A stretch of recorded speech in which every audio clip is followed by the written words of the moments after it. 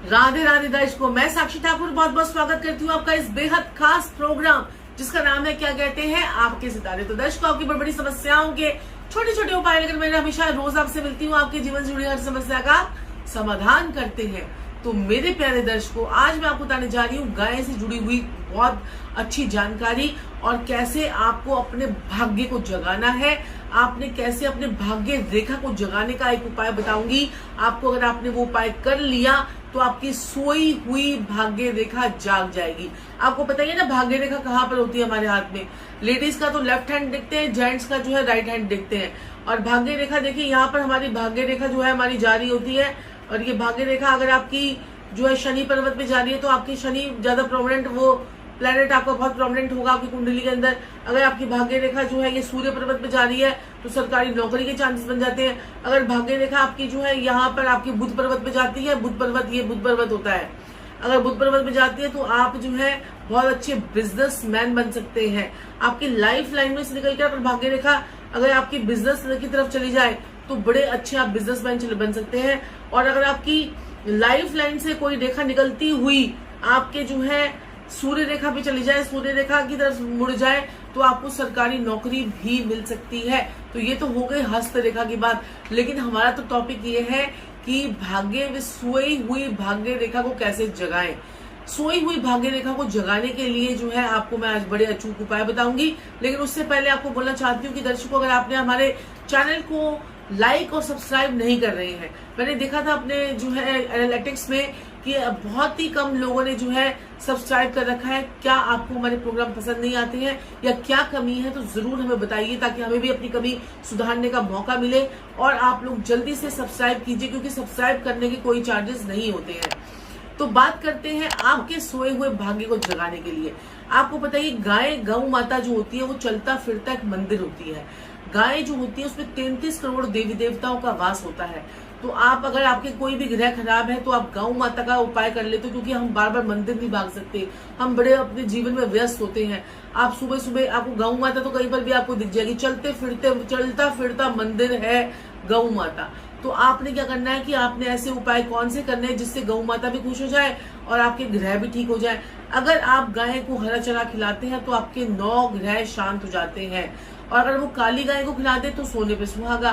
तो आपके 9 नवग्रहों को आप पूजन कर लीजिए, हवन कर लीजिए, या काली गाय को अपने वजन के बराबर हरा चारा खिला दीजिए, एक बराबर है। और दूसरी चीज, कोई भी काम अगर आपका अटका हुआ है, आपको कोई भी काम अटका हुआ है, कोई काम पूरा ही नहीं हो रहा, तो आप जो है गाय के पास जाकर उसके कान में अपनी वो बात बोल दें जो काम आपकी अटकी हुई है। प्रमोशन, जॉब, पैसा, सक्सेस और जो है बीमारी, कान में बस इतना सब बोल दे। ऐसे नहीं कि मेरी बीमारी ठीक हो जाए, हो जाए, हो जाए, इतने में तो गाय आपके पीछे पड़ जाएगी। और सिंग मार दिया तो फिर और लेने देने पड़ जाएंगे। तो आपको क्या करना है, सिर्फ और सिर्फ उसके पास हल्का जाके सक्सेस, उसके पास जाके प्रमोशन, उसके कान के पास जाके धीरे से ये आप बोल दीजिए आपको। लेकिन आपको ये बातें किसी को बतानी नहीं होती है। आप जो ये उपाय कर रहे हैं ये आपको किसी को बताने नहीं। अगर आप उपाय बताते हैं या आपको कोई टोक लगा देता है तो आपको क्या होता है कि इन उपायों का असर उतना नहीं आ पाता है। गाय के आपको पता ही कि कुबड़ निकला होता है, कुबड़ जो गाय का कुबड़ होता है उसमें सूर्य केतु मणि होती है। मैं आपको पहले बता चुकी हूँ बात।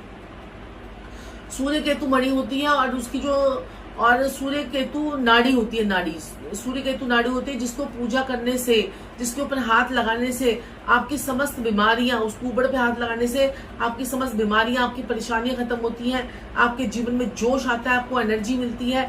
और गाय तो कहते हैं कि चलता फिरता शुक्र है। अगर आपका शुक्र कहीं पर भी खराब है तो गाय की सेवा करने शुरू कर दीजिए, शुक्र आपका स्वतः ही ठीक हो जाएगा। जिस जगह पर गाय बैठती है उस वहां पर वास्तु दोष को खत्म कर देती है।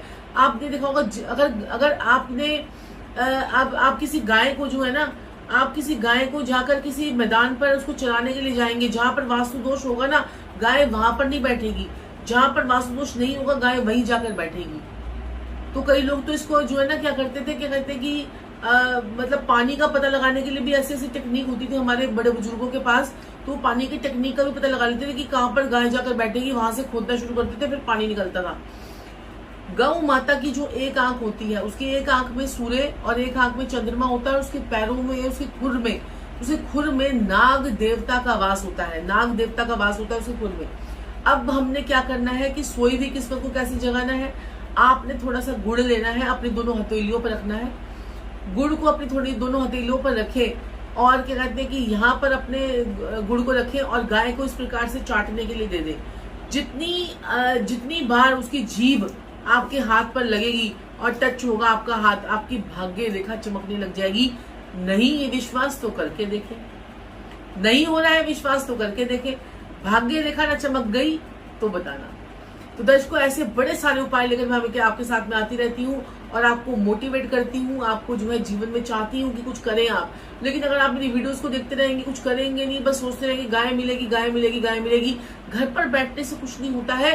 हिम्मत करनी पड़ती है, बड़ा आदमी बनने के लिए भी हिम्मत करनी पड़ती है, मेहनत करनी पड़ती है।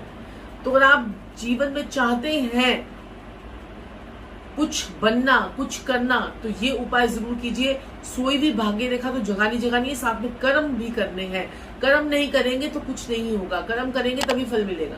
तो दर्शकों, आज के लिए इतना ही, फिर आपसे मुलाकात होगी, तब तक के लिए राधे राधे।